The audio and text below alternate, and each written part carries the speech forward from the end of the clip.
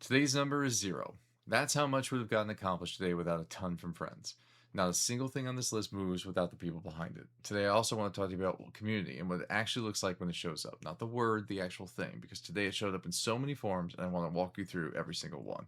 But before I get to that, my name is Ryan and I started a TCG business with over $1 million in debt. I'm here to turn cardboard into cash and move from dire straits into distro. Every day, I go over the ups and downs of growing a TCG business and what I accomplished from the previous day. If watching someone grow their business in this space sounds interesting to you, hit the subscribe button to follow along and comment below about what your day has been like. Now, let me walk you through my day. The pop up happened. Me and my bulk partner in crime, 7 different drops in single 2 hour block. About 25 to 40,000 cards through the door. That's the pop up at its best. It's not one transaction, it's 7 coordinated, efficient ones. It's how I make every second count. And every single person who showed up is going to or already has gotten a full report by count, by card. That's a reputation that I want to build that makes people want to come back so that they know that they're getting full value when they come to me. Now, let's talk about the friends. Friend number one, he stopped by today to help out, make some changes on the mic. I'm hoping it's a little cleaner and clearer. Come back. He's coming back next week to properly dial in for streaming setups, for kind of the overlays and everything else. We want to make sure that we're able to stream properly in the future, and because those lives are going to be important to our operation, I want to be able to communicate with others, and I want to be able to have them communicate back with me, and I want it to look professional in that way. That is also somebody who I know who shows up before you ask, comes back to finish the job, and it's somebody you want to keep close. I know eventually he's going to ship out and I'm going to miss him when he does, but while he's been here, he's been very kind to me and I look forward to meeting him every time I do in the public space. So sometimes it drops and sometimes because we're doing deals. Friend number two, I've known for a very, very long time. One of my oldest friends in this particular business. And we got to talking about the bulk operation today because he had some questions and he's looking how he can get involved in some interesting new ways, kind of extending the reach of what AVA does and therefore expanding what comes in. And ultimately, that conversation, while early, is exciting. One, because I've known him for the longest in the space. I've always enjoyed my time getting to interact with him. I've loved the way we goof off and I've loved being able to do deals with him. But ultimately, it's a person I have a lot of love for, and that's important. Ultimately, I look forward to seeing what he and I do come to an agreement for. I think there's something there, and I'm sure we will find a way. Friend number three helped me get in contact with a large bulk buyer. Another one that we are looking forward to kind of connecting. I was able to connect last night, but I was hoping to more today. I suspect it'll either be this evening or maybe tomorrow, which is perfectly fine. I'm sure he's busy. But they also put me in contact with a YouTube personality that I'm actually a big fan of, and there's maybe some potential for some business to business integrations as I continue to grow. I'm not going to give that away until I know more, but I am personally very excited about that because I know their work and I'm a fan. So being able to work beside them or with them in some capacity sounds amazing to me. Friend number four, my Mason. I met with her today. We picked up some of the work that she had, a couple bricks, one 5 row box of reverse hollows. And while I was there, I spent some time with her littles. We talked about the work ahead. She's going to be on vacation soon. She's doing great. The bulk operation is in good hands. She has all of her hands on it now. I love how much she's able to accomplish, but I seem to really watch her sort of thrive and enjoy it. Not every lot is the same. We talked about that. And there's one lot in particular that was kind of chaotic and how they can kind of slow the operation down and kind of take you out of the churn, but also can be good for you because maybe slowing down is not a bad thing too. Friend number five talked with a buddy today and what he's building and the real struggle of keeping your heart above water in a business that can be rough at times. He's building something amazing, and I cannot wait to be a bigger part of it. I cannot wait for you all to see what it is. It's part of the beta program I'm in. I think the world of this individual. I love how much he's taken on. I did kind of give him advice that you may be taking on too much. You may need to bring on somebody who, is able to help you in different ways, including the business side or the tech side, or just not being a single point of failure, or in this case, a single point of everything. But I am very supportive of what he's doing. I love what he's building, and I love that he's so determined to do it the right way, including kind of not losing who he is in this business, which is somebody who believes that everybody can have a plate. And I just absolutely love that about him. Everyone is building something that in fighting their own battles, but in this case, it was a little hard on my heart to watch him struggle in this moment, but I was super happy that he was willing to reach out to me, talk with me about it, and we were able to kind of goof and just kind of rib each other after. You're never as alone as it feels, and I was really happy to be there for somebody who I know is going to be there for me in the future and has been there for me in the short term we've gotten to know each other. That's 5 people in one day, not even including at the top of this, which is my bulk partner in crime, who shows up at all these pop-ups with me, helps me out. We get to share some laughs and enjoy each other's company while we're dealing and wheeling. And I enjoy every second I get to spend with her. It's always a fun time, but it's also really nice to have, again, that kind of partner in crime.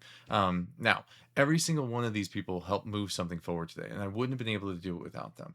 This is a version of the business that I could try to build alone, where there is one where all of this stuff is done in a vacuum, and I try and min max everything, and I worry about, well, if they're taking a percentage here or a cut there, then I'm taking less, and that's hurting me. It's not. That is a mentality that will not make you thrive in the end. If you're dealing with a lacking mentality or not an abundance mentality, you're always going to be worried that somebody else is getting more than you. And if you're always worried about that, you're not seeing what you have in front of you.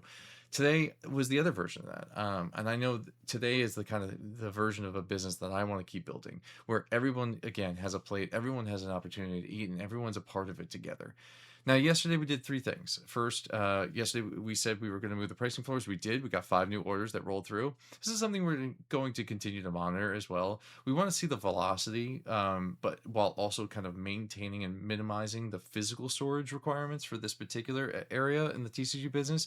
I want our playables to be a huge part of what we do, but I have to be honest that based on what I saw kind of move overnight, and while it was an uptick in orders from the previous night, it also wasn't a ton, and you could start to see the value creep of, well, when you consider storage, you consider moving these things, you consider customer service challenges, you consider everything.